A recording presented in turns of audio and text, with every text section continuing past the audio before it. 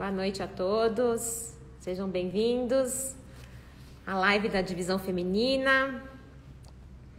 É um prazer ter todos vocês aqui. Vou esperar que todo mundo vai entrando aos pouquinhos, vai se acomodando. Vamos lá, boa noite, Suzy, Heleninha, Fifi, boa noite, tá aqui já acompanhando a gente.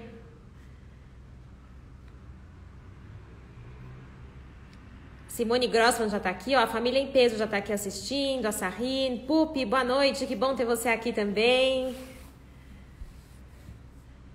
Puxa, um monte de gente já tá entrando, vão se acomodando, que já tá todo mundo a postos aqui. A gente já vai começar a live da Divisão Feminina com a Paula e com a Natália. Boa noite, Renata, boa noite, Silvia.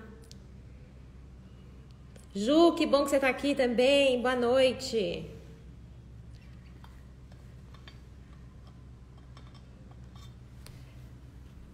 Sarra, boa noite, bem-vinda.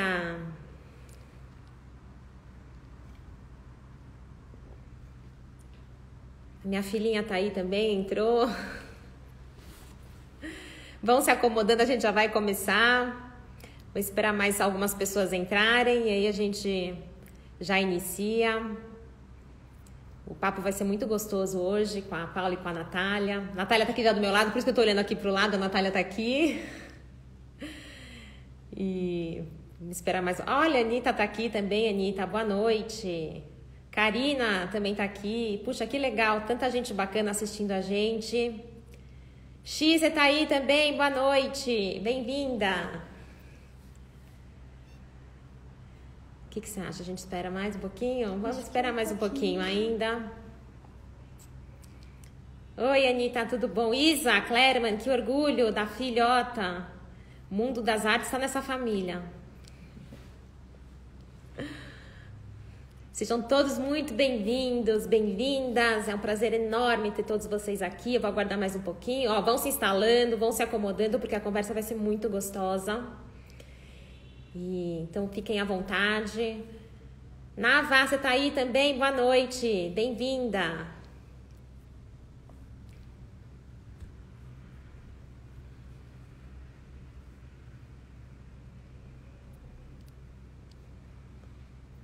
Acho que a gente já pode começar. Bom, queria falar boa noite a todos vocês que estão aí. Sejam muito bem-vindos. Queria agradecer a presença de vocês todos por estarem aqui assistindo a gente. Gostaria de agradecer a Paula, que logo vai entrar aqui no Instagram. A Paula Clerman, que é uma artista contemporânea, que se dedica à fotografia. E queria agradecer a Paula por estar aqui hoje com a Divisão Feminina. Eu tive a oportunidade de conversar com a Paula já faz um tempinho. E, olha, no primeiro minuto de conversa não tem como se encantar com ela, com o trabalho que ela faz, com toda a história dela e principalmente a forma como ela se expressa através da arte, da fotografia. Então, eu não vou falar muito porque aqui vocês vão assistir logo. E eu queria agradecer também a presença da Natália Cruz, tá aqui do meu lado, já que tá pronta já para entrar também. A Natália é professora e curadora independente, tem uma vasta lista de artistas com quem que ela já trabalhou, são várias galerias, várias instituições culturais. E a Natália que vai mediar hoje a conversa com a Paula, então queria agradecer a Natália que tá aqui, super obrigada por estar aqui, bem-vinda à Divisão Feminina. E, bom, acho que vai ser uma conversa muito, muito gostosa. E por fim, eu gostaria de compartilhar com vocês que o ano está acabando, mas a Divisão Feminina está ainda a todo vapor. A gente não tira férias nunca, a gente está sempre trabalhando. E para quem quiser maiores informações sobre o que a gente faz, sobre o nosso trabalho, vocês podem seguir a gente no Instagram, que é o Instagram da Divisão Feminina, ou pode entrar em contato com a gente, vai ser um prazer enorme explicar melhor o que a gente faz. Então, acho que agora eu vou passar a palavra para a Natália, que vai começar a mediar, e grande beijo a todos vocês.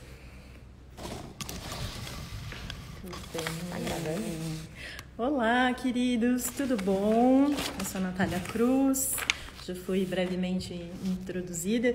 Queria muito agradecer a oportunidade de estar aqui com vocês, a Divisão Feminina, e falar um pouco mais a respeito da arte, que acaba sendo um assunto distante da vida das pessoas, mas que não deveria ser. Deveria ser uma coisa muito presente, porque é super importante e eu acho que, né, pecamos nas escolas, pecamos na nossa infância de se aproximar da arte. Parece que é uma coisa muito distante, muito difícil e, no fundo, ela é parte do ser humano. E é isso que me traz e me motiva a entender cada vez mais a respeito, né? Então, hoje vai ser uma conversa com a Paula Klerman. Eu já vou chamar ela aqui dentro. Deixa eu colocá-la aqui. Ah, não. Paula Klerman. Falar um pouquinho mais a respeito de mim, enquanto a Paula chega. Oi, Paula! Tudo bom? Oi, Nath. Tudo bom? Tudo bem? Oi, pessoal. Eu queria, antes de mais nada, agradecer a Divisão Feminina por esse convite delicioso, em especial a Lara e a Ilana, que são pessoas maravilhosas que eu já conheço. A Lara há pouco tempo, a Ilana há muitos anos, e que eu fiquei muito encantada de ter recebido esse convite e poder falar um pouco mais do meu trabalho para vocês. Muito obrigada. Eu estava aqui apresentando um pouquinho do que eu já fiz. Então, eu acompanho o trabalho dos artistas, né? Desde 2012 eu tenho esse acompanhamento dos processos criativos dos artistas e já trabalhei na Galeria Baró, já trabalhei na Hematomas, já trabalhei no Itaú Cultural e em algumas instituições. E, Paula, eu acompanho sua produção desde que você foi premiada, né? Foi contemplada com a sua exposição no MIS. E eu queria te fazer essa pergunta, começar com esse assunto, né? O que é ser artista? Quando que caiu a ficha que você se viu, puxa, eu sou artista? O que é que faz isso? O que faz uma pessoa ser artista? Muito trabalho, em primeiro lugar. Eu acho que eu entrei nesse mundo das artes, eu sempre fui encantada pelas artes, sempre estudei, sempre gostei, frequentei cursos aleatórios assim de história da arte, nunca fiz uma faculdade, eu fiz administração, não fiz faculdade de artes, mas a arte sempre me encantou. E eu acho que esse prêmio do MIS, quando eu entrei é um programa, para quem não sabe, que chama Nova Fotografia, onde você você aplica para esse prêmio e você tem a chance de expor o seu trabalho no Museu de Imagem e Som. Então aqui a gente pode até ver umas fotos do dia da inauguração da exposição. E é um prêmio muito importante, porque eles dão oportunidade para os artistas que estão começando a terem um espaço dentro do mundo das artes, que é muito importante, porque é muito difícil. Então, você está concorrendo com vários outros, e quando eu recebi a notícia de que eu havia sido selecionada, eu acho que nesse momento me caiu a ficha e falei, não, agora o negócio é sério. Então agora eu tenho que me dedicar inteiramente a isso. E como eu vinha de 25 anos no mundo da moda, e eu cheguei a um momento em que eu já não queria mais trabalhar com isso, isso me validou para eu realmente entender que era isso que eu queria fazer. Eu queria ser artista, que eu queria trabalhar com arte contemporânea, que eu queria, através da fotografia, expressar tudo aquilo que eu penso e aquilo que eu acredito. Muito bem. E mudou alguma coisa antes e depois? Deixa eu voltar aqui para a nossa conversa, porque assim, eu acho que os artistas têm as pessoas em geral têm essa ideia de que o artista ele tem uma vida maluca, desestruturada, sofre várias desilusões de amor, tem esse estereótipo do artista, né? Como é isso? O que você acha? Eu acho que esse estereótipo, eu acho um estereótipo, na minha opinião, errado, porque é como se você classificasse todas as pessoas de um mesmo trabalho no mesmo perfil, né? Então, todo mundo que é artista é louco, todo mundo que é médico é certinho. É classificar as pessoas de uma maneira que eu não acredito que é isso. Eu acredito que ser artista é trabalhar a sua criatividade 24 horas. E exige estudo, exige dedicação, porque a criatividade ela só vai aflorar se você praticar ela e você está em constante contato. Então, assim, no meu dia a dia, pode ser que eu não esteja com a máquina fotográfica na minha mão, mas eu estou sempre procurando uma solução para alguma coisa, para algum problema, alguma problematização que eu fiz em algum trabalho, ou encontrando soluções no meu dia a dia. Então, é um trabalho, é uma história constante, não é simplesmente pegar a máquina e sair fotografando. Essa foi uma das fotos que você fez para o MIS, né? Que foi uma das fotos premiadas e expostas. Então, queria que você falasse um pouco desse seu processo na hora de fotografar, o que é que te motiva enquanto artista, o que é que você busca na sua fotografia.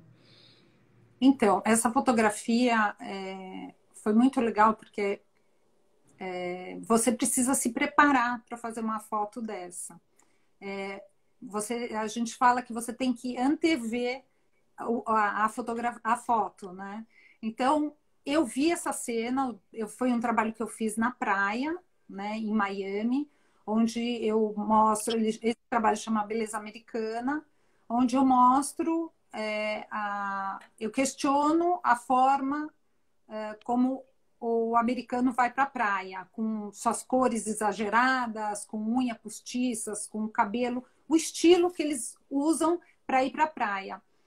E quando eu vi essa cena, é uma cena que é muito difícil de dar certo, porque você não consegue controlar os pássaros. Então, é um milésimo de segundo. E como eu sei que eu não consigo controlar isso, eu fiz alguns cliques, né? Fiz uns 5, 6 cliques. E é muito legal de ver, porque apenas desses 5 ou 6, apenas um deu certo.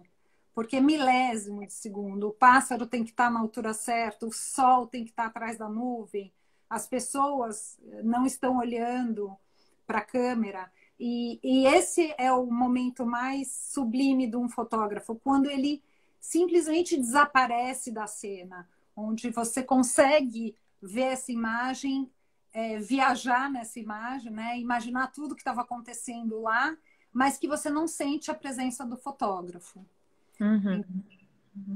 Então, essa foto, para mim, é uma das minhas fotos mais queridas de coração, porque nesse momento eu realmente não entendi que isso era o que eu deveria fazer. Muito bem. Eu acho que é isso mesmo, né? O próprio artista precisa desconstruir a ideia que ele tem de ser artista para que ele possa se integrar, entregar, na verdade, né? Se entregar para o processo, para estar ali presente. É nessa presença que vai acontecer a arte. Então, eu ouço você falando e para mim você está narrando exatamente esse momento em que você estava totalmente entregue para o exercício da fotografia ali e aquela coisa incrível acontece, né? Você fala, é isso, é aqui, e isso é nutridor, né? Então, acho muito interessante você trazer essa sua fala desse momento, dessa fotografia. E aí, na sequência, você começou a trabalhar de outras maneiras com a fotografia, estimular o espectador a participar. Então, eu queria que você falasse mais da continuação do seu trabalho. Então, o meu trabalho seguinte, porque aí veio todo o processo, né, de se entrar na fotografia realmente. Eu fui fazer mais cursos, eu fui estudar, eu fui mergulhei de verdade na fotografia. E nesse momento eu também aquele trabalho eu tinha feito em Miami e esse trabalho que chama Devoluto eu fiz em Portugal.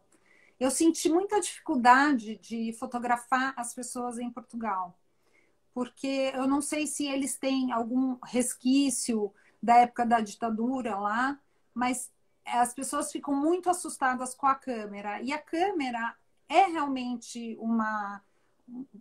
parece uma arma, né? Você apontar uma câmera para alguém, parece que a pessoa está sendo intimidada.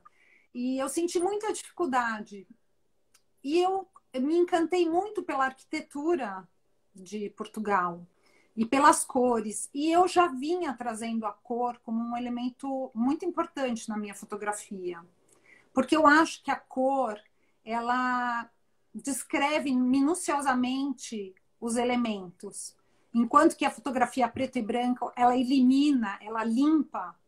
A colorida, ela entrega tudo. E como o meu trabalho Beleza Americana já era bem colorido, quando eu fotografei o Devoluto, em primeiro momento eu pensei nele preto e branco. Quando eu abri as imagens para fazer seleção, tinham tantas cores maravilhosas que eu falei, não, esse trabalho tem que ser colorido. E aí eu entendi que essas cores também vinham da minha memória do meu mundo da moda. Né? Porque eu acho que a gente fotografa aquilo que a gente tem dentro da gente. Todo conteúdo que você coloca para dentro. Então, isso daqui era uma maneira de eu continuar o meu mundo da moda, que eu sempre gostei, mas de uma outra forma. E esse trabalho chama Devoluto, porque Devoluto são aqueles prédios onde as pessoas não habitam mais, mas que elas deixam para trás pedaços de suas memórias. Então, eu encontrava objetos deixados para trás. E em nenhum momento eu pude falar com essas pessoas, mas me veio uma fantasia por que deixar aquilo para trás? Por que largar aqueles objetos? E eu resolvi que esse trabalho eu ia associar com palavras. Então, são imagens. Então, a parte de cima as duas primeiras linhas são imagens e as duas de baixo são cores com palavras. E elas fazem um jogo de associação. Então, você faz a primeira imagem de cima com a primeira palavra de baixo, e essas palavras às vezes são literais e às vezes são subjetivas. E ao longo desse processo que você vê a imagem, você vê a palavra, você faz um jogo de associação e que pode isso virar uma história para você. Porque esse trabalho é uma história para mim. Eu construí essa história. Mas eu gosto que o espectador participe do meu trabalho. Então eu quero que ele faça uma história para ele, que ele construa a sua própria história.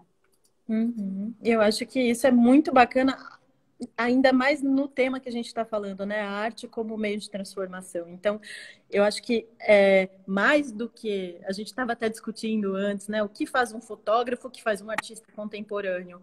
Eu acho que a arte contemporânea ela entra aqui, né? A fotografia é mais uma parte que vai constituir esse todo, né? Porque essa fotografia ela não existe sem a palavra que está abaixo, ela não existe sem a cor que está embaixo, e ela não existe sem a experiência do espectador que vai ali e vai construir a própria história dele a partir da sua. Então, todo esse processo faz parte da obra e acho que isso faz com que o espectador também experimente uma transformação dentro de si, né? E vá puxar dentro da memória dele, faça essa associação e vivencie as suas imagens a partir da vivência dele. Muito legal. Estimular, né, o espectador, porque é essa a vontade que eu tenho, em que o espectador participe e que ele chegue na frente de uma obra e que a obra possa entregar aquilo para ele, que ele só olhe e entenda já o propósito da obra. Quando isso acontece, você está validando o teu trabalho. É nesse momento em que para o artista a obra valeu. E que a hora que você vê que o trabalho ele foi realizado por completo, né? Passou por todas as fases. Essa obra, por exemplo, é uma dessas, né? Que o espectador ele fica, mas o que é isso? É pintura, é fotografia? Mas Paula, você deixou de ser fotógrafa? Conta essa história para. Essa história foi muito legal. Esse trabalho chama Tessitura do Espaço, que eu pensei nele como tecer o espaço. Então, voltando de novo a Lisboa, quando eu cheguei lá, eu vi essa cor do céu, que é encantador, e eu fiquei enlouquecida, e eu vi também uma arquitetura de Lisboa, que é uma arquitetura muito sobreposta, justaposta, na verdade, uma atrás da outra, com cores muito vibrantes. De novo entra a cor no trabalho, de novo a cor me chamando. E eu queria saber como eliminar os ruídos daqueles que eu não queria para fazer o meu trabalho e me aproveitar dessas cores. Então, eu fiz uma foto que deu origem a toda essa série. E exatamente, os processos são alternativos, pelo menos para mim. Às vezes eu faço uma foto e de lá sai o trabalho, às vezes eu tenho uma ideia e da ideia sai o trabalho. Então, eu trabalho dessas duas maneiras, eu não tenho uma maneira fixa de fazer o meu processo. E eu fotografei o telhado de uma casa, o céu, e me aproveitei da sombra, mas a sombra como matéria, né? E aí eu fiz essa composição. E quando eu fiz uma dessas fotos, eu acho que o trabalho não acontece só na fotografia também. Ele acontece na pós-produção. Então, quando eu fiz isso, eu me lembro que num momento eu falei, não, eu quero organizar isso por cores, eu quero fazer uma interação entre todas essas imagens. E quando eu pego uma imagem desse fragmento e coloco ao lado de outra, às vezes ela cria uma terceira imagem nessa junção. Uhum. E aí eu fui estudar o concretismo brasileiro, né? E no trabalho da neoconcretista Lígia Pape e no Hélio Oiticica, eu encontrei essa solução de fazer esse painel onde os fragmentos se encaixavam e criavam essa nova imagem. Uhum, uhum. E aí, agora voltando na sua pergunta, eu fiz uma exposição, uma individual, na Galeria Art Hall com esse trabalho, e era a galeria inteira só de obras do Tessitura. E num dado momento, uma pessoa que não é do mundo das artes, um convidado meu, chegou para mim e falou assim: nossa, Paula, achei tão linda essa tua exposição, mas eu queria saber o que você fez da fotografia. Você largou? Eu falei, como assim? Eu não estou entendendo. Eu falei assim, você não fotografa mais? Eu falei, mas tudo isso que está aqui é fotografia. Aí ele tirou o óculos e chegou assim bem perto da obra. Não, isso daqui não é fotografia, isso daqui é pintura. Eu falei, não, isso não é pintura, isso é fotografia. E ele ficou me questionando, eu tive que provar para ele e explicar como que eu tinha fotografado para ele entender o trabalho. E foi uma experiência muito legal, porque eu acho que é isso que quando a gente está trabalhando, a gente não sabe qual vai ser esse resultado do público, né? Essa devolutiva. E isso valida demais o trabalho, é muito legal. Porque o trabalho é muito solitário, né? Você tá lá, você, sua câmera, você pensando, por mais que você troque ideias, é um trabalho solitário, é muito solitário e muito tempo. Esse trabalho, o Textura, eu fotografei ele durante um ano e meio. Até hoje eu ainda faço imagens, porque eu acho que é um exercício continuar nesse trabalho também. E como eu vou partir desse trabalho para um próximo, né? Eu tenho para mim que esse processo criativo, né? As pessoas têm essa ideia de que um artista bom já nasceu com um dom e ele acorda com aquela ideia genial e o trabalho está pronto. E se a pessoa não tem isso, então ela não é artista, basicamente, né? Mas como você está falando, né? Faz 1 ano e meio que eu venho fotografando coisas, desdobramentos dessa série. Então, não é da noite para o dia. É muito trabalho que o artista senta ali em cima de um problema e fala assim, como é que eu vou resolver isso aqui?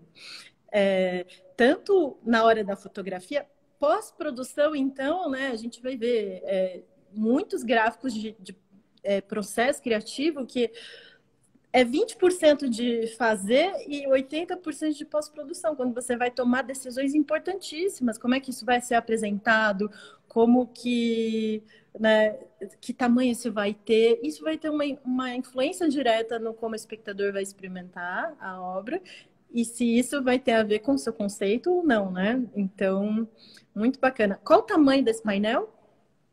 Eu não lembro direito, Nath, mas aproximadamente, só para a gente... São 15 centímetros cada quadradinho, porque cada imagem eu fiz tamanho 15 por 15 para lembrar os azulejos portugueses. Que eu sempre trago essa influência de Lisboa, de onde eu vivo também, porque eu vivo entre Lisboa e São Paulo. E eu sempre tento trazer essa mistura da arte brasileira com a arte portuguesa. Ai, pessoal, façam as contas aí, porque eu já não lembro mais. E alguma coisa. Certo. O trabalho é um tamanho, é difícil lembrar tudo. Mas esse exercício do fazer, esse queimar o cérebro, né? Que às vezes te traz decepção, às vezes te traz frustração e às vezes te traz uma solução. E quando a solução aparece para o trabalho, aí é muito fácil, porque o mais difícil é chegar nessa conclusão do que você vai fazer. Porque depois, quando a ideia está pronta e a ideia foi gerada, aí é mais fácil, porque é um fazer normal, você já não está mais quebrando a cabeça de como apresentar. E também tem uma outra coisa que eu acho muito interessante. Às vezes você está fazendo um trabalho e na hora da edição, o trabalho pega um outro caminho. Não é aquele caminho que você se propôs a fazer naquele momento. E ele vai para outro que pode ser mais interessante do que aquele que você tinha pensado. E é isso exatamente que a gente estava falando um pouquinho antes, né? Dessa entrega necessária para que esse processo criativo aconteça. Porque se você não está entregue, se você está numa rigidez, é assim que vai ser meu trabalho do começo ao fim, se você quer controlar, não tem espaço para que essas coisas incríveis aconteçam, né? Para que essa coisa que ficou mais legal apareça, né? Então, acho que isso é importante. Olha, uma dica aí pra gente. 1,44 por 1,28. Pronto. Resolvido. Muito bem, obrigada. É mais para a gente ter essa ideia. A gente está vendo aqui pequenininho, né? Mas cada quadradinho é uma fotografia em si e ele todo compõe isso. E você também, então a arte ela também pode agir nessa construção do olhar. É estranho a gente falar que precisamos aprender a ver, mas é real.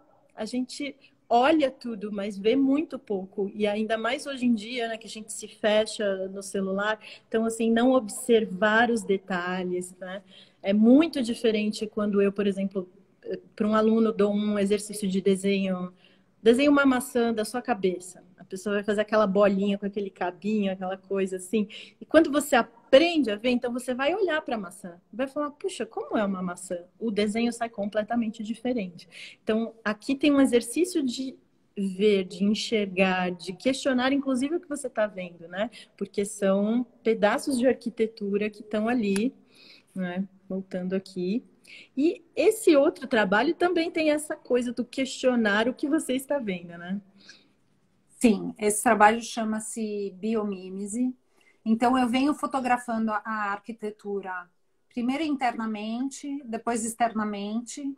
E depois eu comecei a observar a arquitetura aliada à natureza. Então, é nesse momento que eu faço essa ponte em que eu vejo aonde que o homem se inspirou para construir e, às vezes, até para destruir.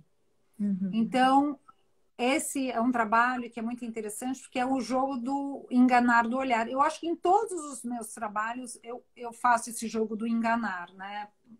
Tanto é que tem um exemplo aí desse meu amigo que teve na exposição. E aí eu faço uma fotografia de natureza e uma fotografia da arquitetura.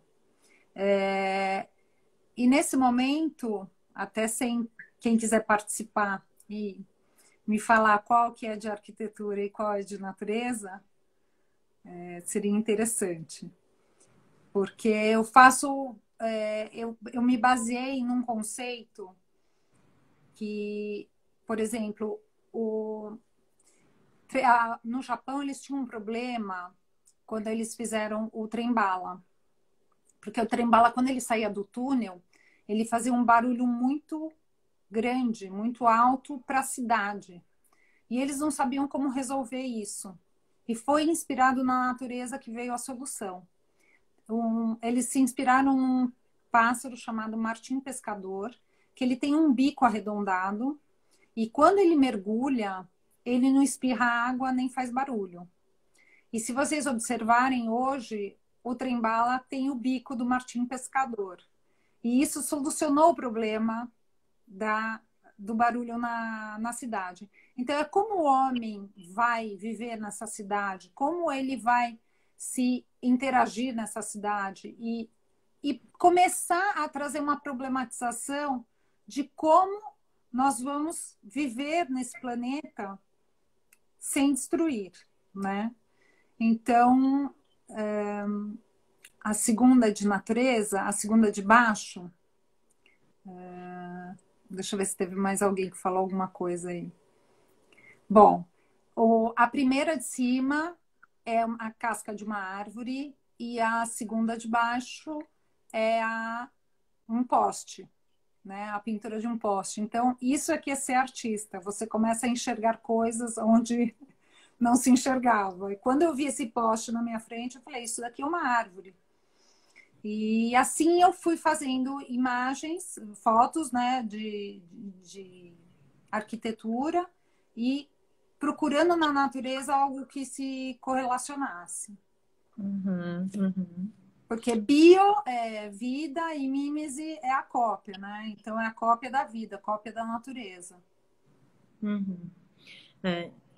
Então eu acho que o que você está falando também desse seu processo de criação é que o seu entorno vai te nutrindo e isso, consequentemente, aparece na sua obra, né? Então, você está falando, eu estava lá em Portugal, comecei a observar a arquitetura, depois isso se desdobrou para o biomímese e essa sua busca, né?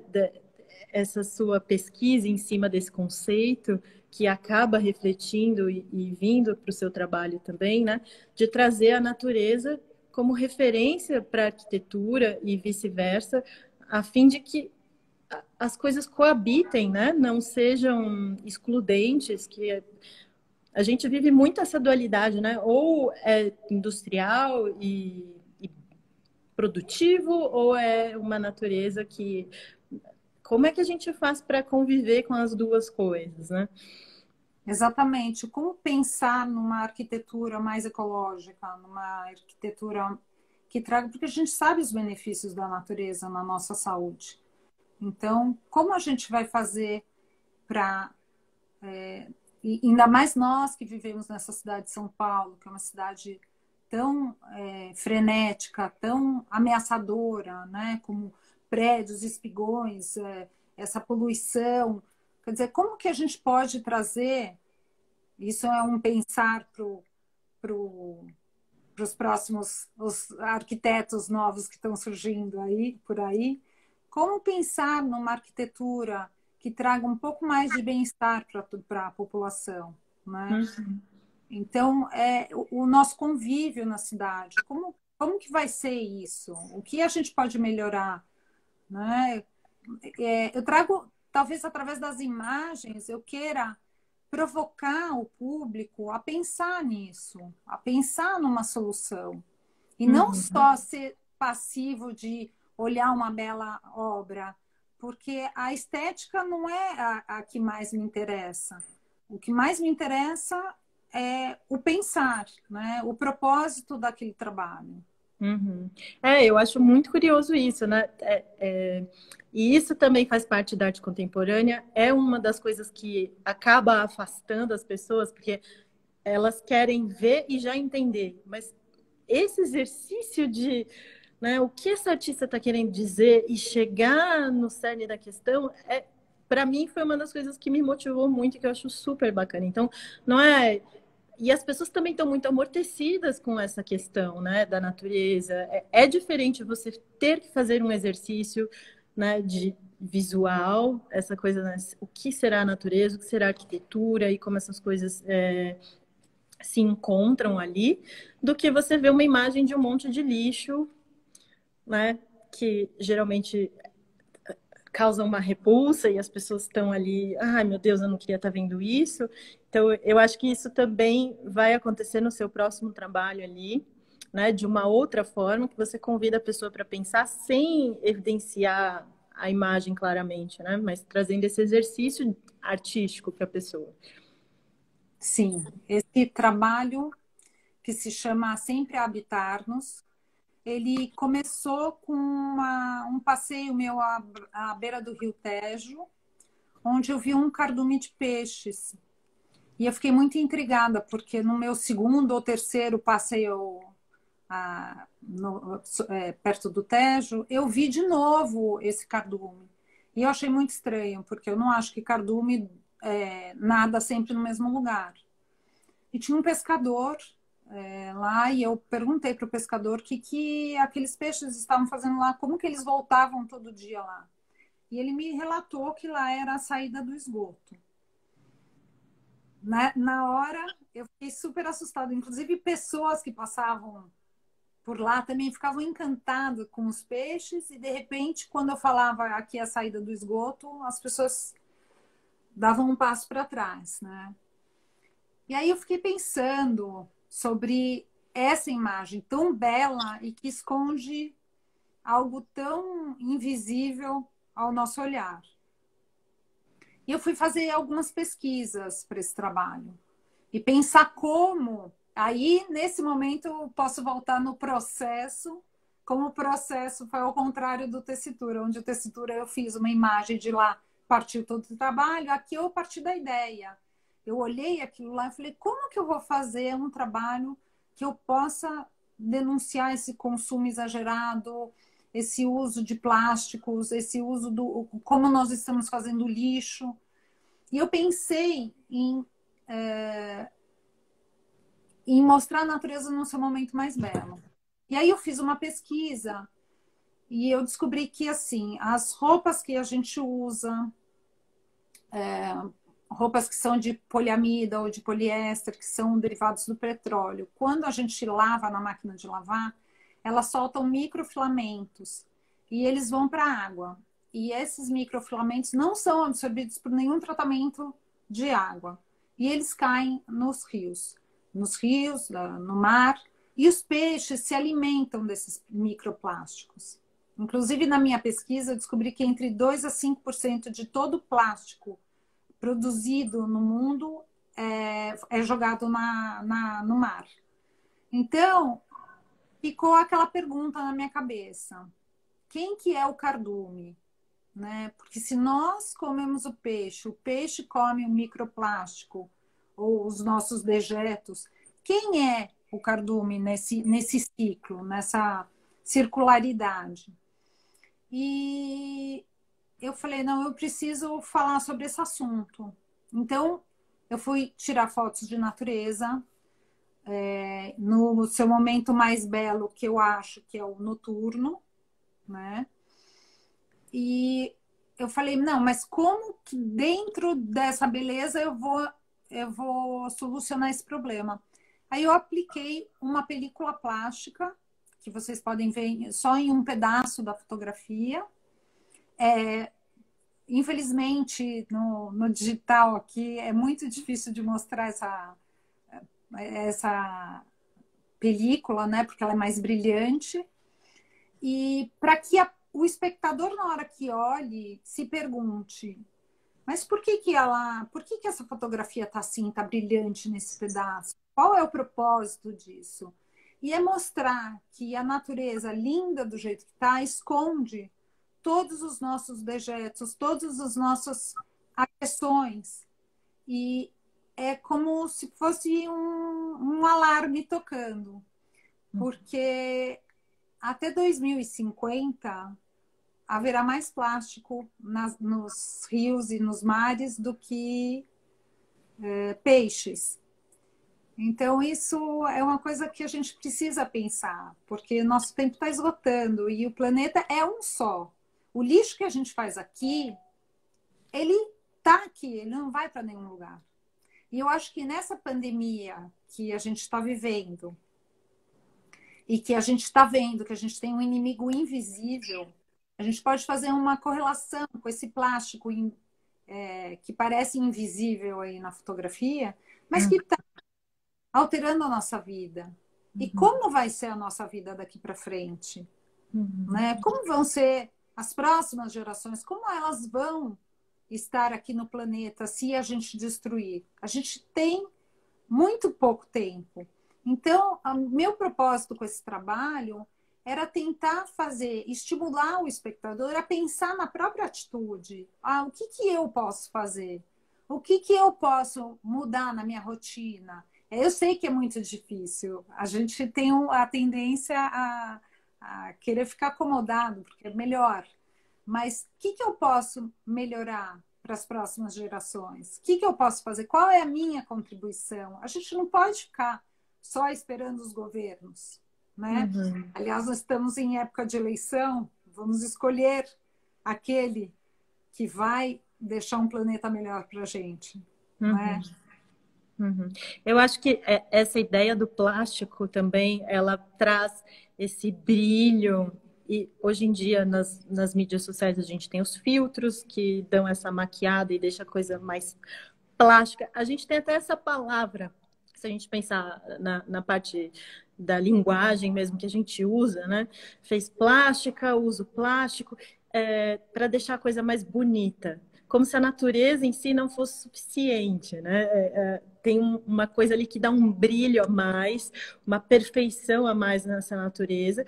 E muitas vezes a gente opta por se relacionar com a imagem da natureza para até esquecer, né, que ela está sendo destruída, que tem uma natureza real lá fora, que não é perfeita como a sua imagem, a sua foto que está ali, né, mas que é real, é importantíssima e precisa de atenção. Então, achei super bacana. Inclusive, eu sei que a moldura dessas fotografias são feitas de garrafa PET, né, e não parecem mesmo, tem todo um reaproveitamento ali. Porque quando a gente faz o trabalho, também a gente tem que pensar como a gente vai apresentar esse trabalho e qual é o suporte, né, que ele vai acontecer.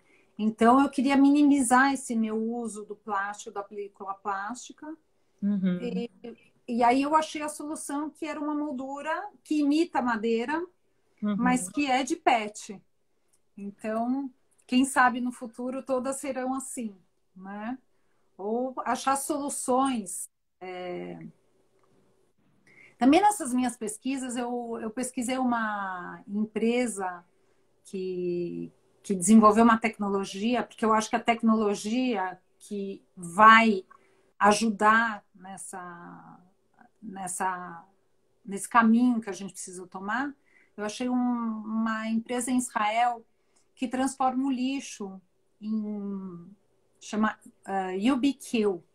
UBQ. Ela transforma em não sei se chama polímero, mas que isso daí você pode colocar naquelas máquinas que fazem bancos, cadeiras de plástico, então transformando o lixo até sem ter que fazer a separação. O lixo total, do jeito que ele vem, e coloca numa máquina e saem esses bits E isso vai virar uma cadeira, vai virar um banco. Eu achei muito interessante isso. Não me aprofundei muito nessa pesquisa, mas a gente já vê surgindo soluções para esse problema que é enorme e que aflige a todos nós, né? É como essa pandemia. Não tem ninguém que está fora dela, né? Não tem ninguém que está salvo desse consumo. Então, eu acho que, como na pandemia pudemos conviver com o nosso lixo, saber a quantidade de lixo que a gente faz e ver que nem tudo a gente precisa ter em exagero, como a gente pode fazer para consumir menos? Né?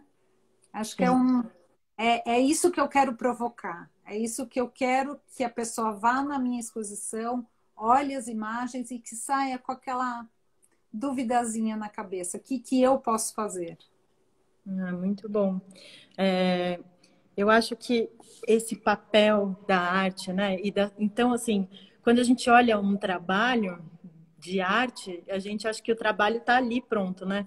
Não é. O trabalho é todo esse. É toda a pesquisa que vem com... E muitas vezes está na entrelinha, nessa sutileza das escolhas do artista, né? Como você está falando, da moldura, da película, de toda a relação que está se construindo ali. E eu penso que, voltando para o tema da live, né? Você já está falando desse potencial transformador da arte. Eu acho que a arte em si, ela transforma as entrelinhas das relações sociais e culturais. É uma mudança, é uma importância que é muito sutil, porque ela não é escancarada, mas se a gente pensar, nós somos frutos da cultura. E através da cultura a gente propaga valores. Então, você como artista tem esse papel, né, de transformar as pessoas através da cultura. Até eu estava vendo uma aula sobre inteligência emocional, né? Então, como é que a gente aprende inteligência emocional? Através da cultura, através da música, da fotografia. Provavelmente, né, por mais que uma pessoa que esteja vendo a nossa live aqui tenha assim, arte contemporânea, eu não entendo nada, mas você deve ter uma música, alguma referência cultural, como você mesmo veio da moda, né, que mexeu ali com você e que foi importante na sua formação. Então, a arte tem esse papel que é de transformar através do pensamento, às vezes não é gostoso a mensagem que ela traz, mas é exatamente isso que vai fazer a gente começar a mexer nas ações, né? Na maneira como a gente vai lidar com o mundo ao nosso redor. E, Paula, a gente está com o tempo assim. Ai, que delícia de conversa. Eu queria ficar aqui um tempão, mas o Instagram não nos permite, né? Eu queria que você falasse, para quem tem interesse em saber mais do seu trabalho ou adquirir um trabalho seu, como faz? E também para as pessoas que ficam receosas em começar a comprar arte contemporânea ou ir em galerias, tem esse medo. Como faz? Da onde começa? Bom, o meu trabalho está no meu site, que é paulaclerman.com, e também na Galeria Art Hall, que me representa, que fica na Cônego Eugênio Leite, aqui em São Paulo, e que tem site, tem Instagram, tudo, tem como acessar. Eu acho que para quem gosta de arte contemporânea, como tudo que eu acredito, tudo tem um começo. Ninguém nasce sabendo. Ninguém é gênio no primeiro instante. É tudo construído. O artista é construído. O Pablo Picasso, ele não nasceu Pablo Picasso. Ele nasceu um artista que foi construindo a sua carreira até virar o que ele virou. Então, assim, eu indico as pessoas a irem a galerias, a irem a museus, lerem a respeito, estudarem. Hoje, você tem a internet, sua maior aliada, para se informar do que você quiser, cursos online, o que pessoas como Natália, né? São, assim, imensos canais que você tem para conhecer. Mas você estar aberto a receber conhecimento. E eu acho que só a educação é que vai transformar. Eu acredito que a educação é a salvação para tudo, né? Com certeza, com certeza. Eu acho que querer estar aberto, né? Perder um pouquinho do medo de se relacionar com esse assunto. E eu acho que é uma questão de autoestima muito forte na arte contemporânea, né? Das pessoas poderem achar um lugar seguro para elas falarem isso eu gosto, isso eu não gosto, isso faz sentido, isso não faz sentido. E isso abrir para um pouquinho mais além disso, né? O que mais? O que será que outras pessoas olham aqui que eu não estou vendo? Por que será que essa obra está aqui, né? Muita coisa está acontecendo dentro da arte já. Eu acho que tem uma coisa que é muito importante, mais do que tudo, eu acho que você tem que gostar daquilo que você vai comprar, em primeiro lugar. Daquilo que vai conviver com você, porque aquilo vai fazer parte da tua história. Né? Ele vai estar pendurado dentro da sua casa, convivendo com você todos os dias. Então, mais do que tudo, a primeira coisa que eu diria é gostar daquilo que você está comprando. Pois, obviamente, se você tiver interesse em estudar, o que é interessante é você olhar o currículo do artista, ver quais os prêmios que ele já recebeu, quais as exposições que ele já participou.